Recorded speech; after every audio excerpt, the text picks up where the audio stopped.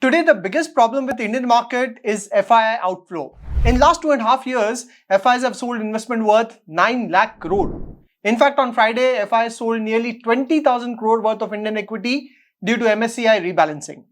Now, we have already discussed in the previous video why FIIs have been selling Indian equities. And recently, Finance Minister said that government is open to hear investors' concern on long-term capital gain and short-term capital gain. So recently, two highly respected people, Mr. Vijay Kedia and Mohandas Pai, have proposed a few reforms that they believe could strengthen India's capital market, improve foreign capital inflow, and reduce pressure on rupee. Some of these suggestions are quite bold. In fact, if implemented, they could fundamentally change how Indians invest, how FIs look at India, and how capital flows into our economy. So in this video, let's discuss these suggestions one by one and see whether they actually make sense or not. Let's first discuss Mr. Vijay Kedia's suggestion. He has actually given three suggestions. First is, government should abolish long-term capital gain tax. His argument is, a long-term shareholder is not a speculator. When someone invests in a business and remains invested for years, that capital helps companies expand, build factories, hire employees, innovate, and contribute to India's economic growth. In other words, long-term investors are providers of patient capital. According to him, India needs enormous amount of long-term capital if it wants to build world-class businesses, infrastructure, and global champions. Therefore, tax policy should encourage households to move money away from passive assets like gold and towards productive assets like equities. He says that during a company's growth journey, the government already collects taxes at multiple levels. Companies pay corporate tax, employees pay income tax, businesses pay GST and various indirect tax. So when an investor finally benefits from the growth of that company, taking capital gain again can be viewed as another layer of taxation on wealth that has already contributed significantly to government's revenue. But perhaps his strongest point is that tax policy should distinguish between investing and speculation. Someone buying a stock and selling it after a few days is very different from someone owning a business through the stock market for a few years. So according to Mr. Kedia, long-term ownership should be encouraged because it promotes capital formation, entrepreneurship, and wealth creation. His second suggestion is dividend income on listed equities should not be subjected to double taxation. Now imagine a company earns 100 rupee in profit. Before anything else, company pay corporate tax to the government. So let's assume roughly 25 rupees goes away as tax. Now company is left with 75 rupee profit. Suppose the company decide to distribute the 75 profit to shareholder as dividend. That sounds fair, right? But here's the catch. The shareholder who received this dividend also have to pay income tax on it depending on his tax slab. So from an investor's perspective, the same stream of profit has already been taxed once at the company level and then again taxed where it reaches the shareholder. This is why Mr. Kedia argues that dividend income effectively faces double taxation. His point is that shareholders are the actual owner of the business. They are the one taking the risk. If the company performs badly, shareholders suffer losses. If the company goes bankrupt, shareholders are usually the last people to receive anything. Yet, when the company performs well and decides to share profit through dividend, that income gets taxed again. His third suggestion is to abolish the securities transaction tax. Now, this is something every one of us experienced. Every time we buy or sell share, we pay STT irrespective of whether we make money or lose money. Now, why was STT introduced in the first place? So back in 2004, government wanted a simpler way to track and collect taxes from stock market transaction. Instead of depending entirely on investors to report everyday trade and every gain correctly, a small tax was imposed directly on every transaction executed through stock exchanges. Since the tax gets collected automatically, compliance became easier and tax evasion becomes much more difficult. That time the government removed the long-term capital gain tax. So the original objective of security transaction tax was simplification and efficient tax collection. But then in 2018, government again introduced 10% tax on long-term capital gain and further increased it to 12.5% recently. At the same time, government not only kept STT, but in recent years, government has significantly increased STT, especially on F&O trading. So Mr. Vijay Kedia argues that India's capital market have matured significantly since 2004. Today, investors already pay brokerage, GST, exchange charges, SEBI fee and stamp duty. On top of that comes STT. Therefore, he believes it is time to revisit whether STT is still serving its original purpose or whether it has simply become another layer of taxation on market participant.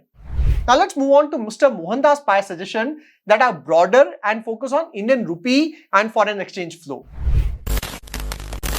So according to Mr. Pai, the current pressure on rupee is largely due to three factors. First, oil prices have risen significantly. Second, gold import continue to consume a large amount of foreign exchange. And third, foreign capital inflow have weakened significantly. So Mr. Pai's first proposal relates to gold. He says that Indians own one of the largest private gold reserves in the world. It's more than 30,000 tons. Yet every year, India continues to import hundreds of tons of additional gold. And that results in tens of billions of dollars leaving the country.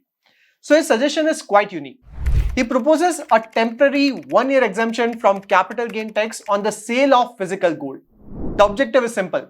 If people sitting on old gold holding are encouraged to sell, more gold enters the domestic market. And increased domestic supply reduces the need for imports. And if imports reduce, fewer dollars leave the country. Mr. Pai also argues that excessively high import duties can have wrong consequences. So recently, government has increased import duty on gold from 6% to 15%. And that's where Mr. Pai's argument is, higher duties increase the incentive for gold smuggling, informal channels and hawala transaction. Let's take a simple example. Suppose gold is trading at 1 lakh rupee per 10 gram in the international market. Now if India imposes 15% import duty, the landed cost immediately becomes 1.15 lakh before other taxes. Now if someone can bring the same gold into India illegally without paying duty, the person instantly gains a price of 15,000 rupee per 10 gram. On 1 kg, that's 15 lakh rupee. And whenever there's such a large price difference between legal and illegal market, smuggling becomes attractive. A passenger returning from Dubai may be tempted to carry undeclared gold. Organized network may try to bring gold through illegal channels. The government loses custom revenue and the gold still enters the country. Therefore, instead of focusing only on restricting import, policymakers should also think about increasing domestic supply. His second major proposal is related to foreign investors. He believes that India should become significantly more attractive for global capital. According to him, foreign investors already face currency risk because the rupee tends to depreciate over time. On top of that, tax uncertainty creates additional concern. He therefore suggests that for the next 5 years, fresh FII money coming into India should receive capital gains tax exemption. And existing FII holdings that are sold and reinvested into Indian market could receive similar tax rebate. Here the idea is not about reducing taxes permanently, but about creating a temporary incentive to attract long-term capital during a period when foreign exchange flows have become a concern. The objective is to reduce the outflow and encourage more long-term capital inflow at a time when India needs foreign exchange stability and investment. Apart from these, Mr. Pai also spoke about simplifying foreign investment processes. He believes that India still imposes excessive documentation, compliance requirement and approval processes. Whether it is foreign investor, sovereign wealth fund, venture capitalist fund or NRIs, India should make the investment process significantly easier. So his broader message is that if India wants more capital inflow, it must improve ease of doing business not only for entrepreneurs but also for investors. Capital naturally flows where the process is simple, predictable and efficient. So if you step back and look at both Mr. Vijay Kedia's and Mohandas Pai's suggestion, a common theme emerges. Both are essentially arguing that India needs more patient long-term capital. Mr. Kedia approached the issue from perspective of capital market and investor taxation, and Mr. Pai approaches it from perspective of foreign exchange stability, capital inflow and economic competitiveness. Now, whether all these suggestions are politically feasible is a different question. Every tax reduction impacts government revenue, every incentive has trade-off, and policymakers have to balance growth objective with fiscal reality. But the larger question is worth discussing. If India wants to become a $10 trillion economy over the next decade, how should it attract more long-term capital? Should long-term investors receive better tax treatment? Should STT be abolished? Should dividend taxation be reconsidered? Should India create stronger incentive for foreign investors and sovereign wealth fund? These are important debates because ultimately economic growth depends on capital formation. And the countries that attract the most patient long-term capital often end up creating most wealth over long time. But let me not stress this video further. I would love to know your suggestion, which one you find the most interesting one. If you find this video useful, do share it in your circle. I'll see you next video. Till then, take care.